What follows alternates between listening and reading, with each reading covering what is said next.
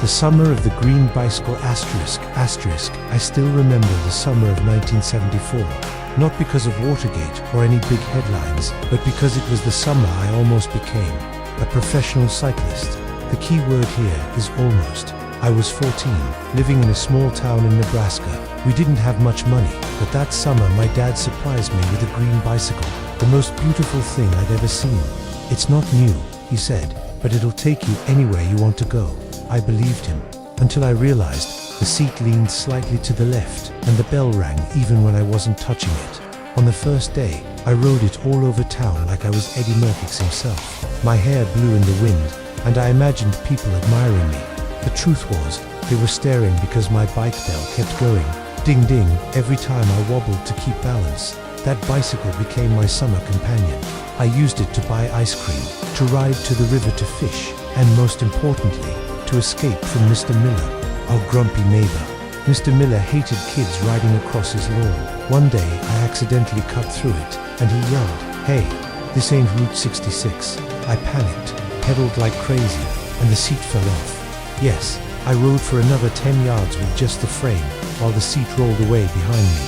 Most afternoons, I'd ride to Grandma's house. She would sit on the porch, knitting, and telling me stories from her youth.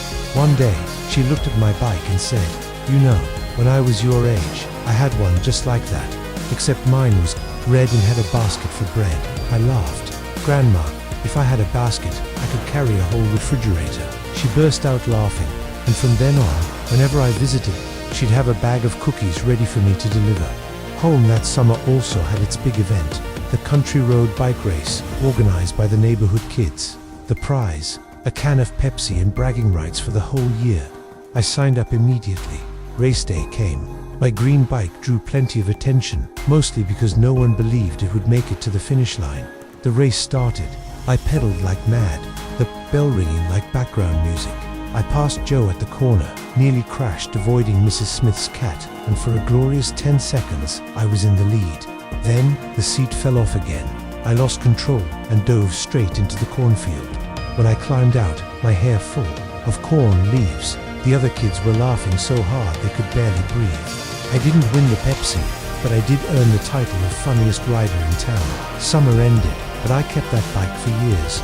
Every scratch, every squeak of the bell was a piece of my history. Even after I moved away for work, I'd see it in the garage whenever I came home, rusty, but ready to roll. Now, at over 60, I don't ride much anymore. But sometimes, on a quiet afternoon, I remember the wind in my hair, that stubborn bell ringing for no reason, and the boy who thought he could reach the edge of the world, with nothing more than a green bicycle and one unforgettable summer.